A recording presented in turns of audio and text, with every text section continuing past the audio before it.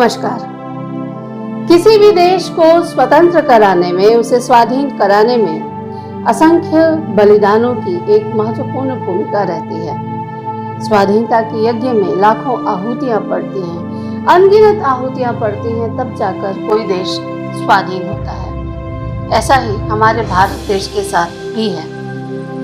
बहुत से स्वतंत्रता सेनानी ऐसे हैं जिनके बारे में हम जानते हैं, उनके बारे में हम बात करते हैं, उनकी जयंतियां मनाई जाती हैं। कुछ ऐसे नाम हैं जिनके बारे में हम जानते तो हैं, लेकिन उनकी जो कहानी है वो इतिहास एक कोने में रखता है।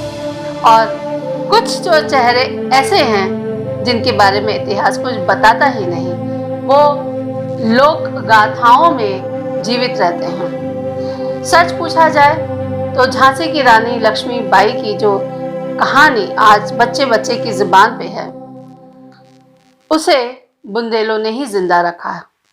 हमें उनका कृतज्ञ होना चाहिए। ऐसे बहुत से चेहरे हैं, ऐसे बहुत से स्वतंत्रता सेनानी हैं जिनके बारे में हम आपको बताएंगे एक एक करके, जिनके बारे में इतिहास नहीं बताता मगर लोक बताता है। इसीलिए लोक साहित्य इतना महत्वपूर्ण है। तो आज हम आपके सामने जिनकी कहानी लेकर आए हैं वो सचमुच बहुत ही प्रेरक व्यक्तित्व हैं। हम बात कर रहे हैं झांसी की रानी लक्ष्मीबाई की विश्वस्त सखी, सलाहकार झलकारी बाई की। महारानी लक्ष्मीबाई जो थी, उनके हर निर्णय में झलकारी बाई की एक विशेष भूमिका रहती थी। और वो रानी लक्ष्मीबाई की सेना में एक सैनिक ही थी और उनका जन्म बहुत ही गरीब परिवार में हुआ था, कोरी परिवार में हुआ था, जिसे दलित हम कहते हैं। और निश्चित रूप से उनके सामने इतनी सुविधाएं नहीं होंगी, बचपन उनका गरीबी में बीता। और कहते हैं कि 23 मार्च 1857 के संग्राम के समय, ये तारीख जो बताई जाती है, ये विद्रोह का दौर था और जनरल रोज ने अपनी विशाल सेना के साथ झांसी पर आक्रमण किया था। और जब ऐसी स्थिति थी तो रानी लक्ष्मीबाई ने अपने 5000 सैनिकों के साथ अंग्रेजों की विशाल सेना का सामना किया। तब ऐसा हुआ कि जो अंग्रेज सेना थी वो झांसी की रानी के सेना में घुस आई, मतलब उसमें प्रवेश कर गई, ये हम कह सकते हैं। और तब झलकारी बाई ने लक्ष्मीबाई को बचाने के लिए एक बड़ी भूमिका निभाई। चूँकि शक्ल मिलती थी, इसीलिए उसका फायदा उठाकर रानी को आगे जाने के लिए उन्होंने कहा और झलकारी बाई खुद अंग्रेजों से लड़ती रहीं। तो ये एक साम्यता है झांसी की रानी लक्ष्मीबाई और झलकारी बाई के साथ। और ऐसा हुआ कि बाद में पता चला अंग्रेजों को कि वो जिससे लड़ रहे हैं, वो जो महिला हैं, वो रानी लक्ष्मीबाई नहीं बल्कि झलकारी बाई हैं। तो ये उनकी महानता है और बहुत साहस चाहिए ऐसे निर्णय लेने के लिए और ऐसे सामने आने के लिए। लेकिन दिक्कत यह है हमारी कि हमारा इतिहास टुकड़ों में लिखा जाता है। हम झांसी की रानी के बारे में जानते हैं, लेकिन झलकारी बाई पे भी हमें बात करनी चाहिए। झलकारी बाई का जो बचपन था वो बहुत ही गरीबी में बीता था, ये हमने आपको बता दिया। और वो सदोबा सिंह और जमुना देवी की पुत्री थी। 22 नवंबर 1830 झांसी के भोजला गांव में झलकारी बाई का जन्म हुआ था। माँ का निधन हो गया तो पिता ने लड़कों की तरह अपनी बिटिया झलकारी को पाला, परवरिश की उनकी। और घुड़सवारी और हथियार चलाने में वो बचपन से ही माहिर थी।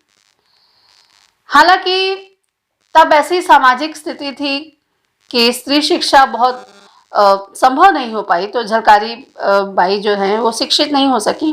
लेकिन योद्धा के तौर पे वो युद्ध कला में एकदम निपुण थी और उनको इससे बहुत प्यार था। उनका जो विवाह हुआ था वो हुआ था तोपची सैनिक पूरण सिंह से। वे जो पूरण सिंह थे वो लक्ष्मीबाई के तोपखाने की रखवाली किया करते थे। और झलकारी बाई की जो मुलाकात रानी लक्ष्मीबाई से हुई वो इनके जरिए ही हुई। इनकी युद्ध कला से प्रभावित होकर रानी लक्ष्मीबाई ने झलकारी बाई को अपनी सेना में शामिल कर लिया। और जिस युद्ध में झलकारी बाई लक्ष्मीबाई बनकर लड़ी थी, उनकी जगह जो लड़ी थी, गौर कीजिए कि इसी युद्ध में झलकारी बाई के पति शहीद हुए थे। हृदय कितना मजबूत करना पड़ा होगा, आप कल्पना कीजिए। किस लोहे से बने होते थे उस समय के लोगों के कलेजे। जिस युद्ध में पति की मृत्यु हो गई हो, उस समय पति की मृत्यु का शोक न मनाकर झलकारी बाई वापस मैदान में थी और उन्होंने शोक की जगह राज्य की सुरक्षा और अपने कर्तव्य को प्राथमिकता दी। क्या ये सीखने वाली बात नहीं है? आज की परिस्थिति से सोचिए तो, आज की परिस्थिति में आज हम सोशल मीडिया के दौर में बड़ी बड़ी बातें करते हैं। हम में से कितनों में ये हिम्मत है एक आम नागरिक के तौर पर? बल्कि वो सिर्फ एक सैनिक थी, अगर चाहती तो पीछे हट सकती थी, लेकिन वो नहीं हटी, इसीलिए वो झलकारी बाई थी। उनकी बहादुरी और इनके इतिहास में योगदान को याद करते हुए इन पर डाक टिकट भी भारत सरकार द्वारा जारी किया गया, और वो भी वैसे ही हाथ में तलवार लिए हुए घोड़े पर सवार हैं। इनकी मूर्तियां भी स्थापित की गई हैं। जो झांसी के किले में जो पंचमहल है, वहाँ झलकारी बाई का उल्लेख होता है और उनकी प्रतिमाएं हैं, स्मारक हैं। साहित्य और उपन्यासों में भी लक्ष्मीबाई की तरह ही जिक्र आता है, लेकिन कम आता है। झांसी की रानी लक्ष्मीबाई की तरह झलकारी बाई का जिक्र उपन्यासों में, कविताओं में किया गया है। 1951 में BL वर्मा ने अपना जो उपन्यास लिखा झांसी की रानी, उसमें झलकारी बाई का विशेष उल्लेख किया है। रामचंद्र हेरन के उपन्यास माटी में झलकारी बाई को उदात्त और वीर शहीद कहा गया है। भवानी शंकर विशारद ने 1964 में झलकारी बाई का पहला आत्मचरित्र लिखा और कई साहित्यकारों और लेखकों ने उनकी बहादुरी के किस्से अपनी रचनाओं के माध्यम से अभिव्यक्त किए हैं। लक्ष्मीबाई पर सुभद्रा कुमारी चौहान ने कविता लिखी, खूब लड़ी मर्दानी वह तो झांसी वाली रानी थी। यह कविता बहुत प्रख्यात हुई, आज भी बच्चा बच्चा इस कविता को जानता है। वहीं झलकारी बाई पर लिखा मैथिली शरण गुप्त ने। मैथिली शरण गुप्त लिखते हैं, जाकर रण में ललकारी थी, वह तो झांसी की झलकारी थी। गोरों से लड़ना सिखा गई है, इतिहास में झलक रही, वह भारत की ही नारी थी, वह भारत की ही नारी थी।